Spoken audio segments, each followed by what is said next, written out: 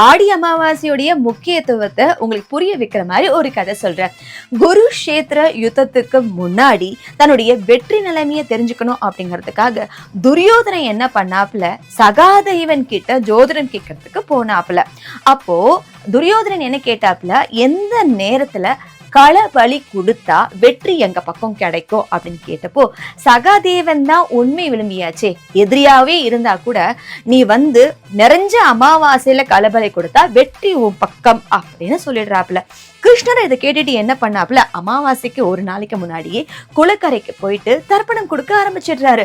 அப்போ சூரியனும் சந்திரனும் நேர்ல என்ன இது, சூரியனாகிய இவரும் சந்திரனாகிய நானும் ஒண்ணு சேர்ற நாள் தான் அமாவாசை, அப்படி இருக்கும்போது இறைவனாகிய நீங்களே இந்த தவற செய்யலாமா அப்படின்னு கேட்கும்போது, என்ன இப்படி அசட்டுத்தனமா பேசுறீங்க, இப்பதான் சந்திரன் சூரியன் 2 பேருமே பக்கத்து பக்கத்துல சேர்ந்து இருக்கீங்களே, அப்புறம் இன்னைக்கு தானே அமாவாசை அப்படின்னு சொல்லிடுறாங்க.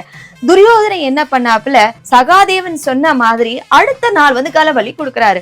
அன்னைக்குதான் அமாவாசை இல்லையே, ஏன்னா கிருஷ்ணர் தான் ஒரு நாளைக்கு முன்னாடி அமாவாசை தர்ப்பணம் கொடுத்து அமாவாசைய வரவழைச்சிட்டாரு. அதனால வெற்றி பாண்டவர்களுக்கு கிடைத்தது. இப்ப புரிஞ்சுதா? ஆடி மாசத்துல சாதாரணமா எந்த ஒரு நல்ல விஷயத்தையும் ஆரம்பிக்க மாட்டாங்கன்னு சொல்லுவாங்க. ஆனா ஆடி அமாவாசைக்கு எப்பேற்பட்ட விஷயத்த ஆரம்பிச்சாலும் வெற்றி நமக்கு தான்.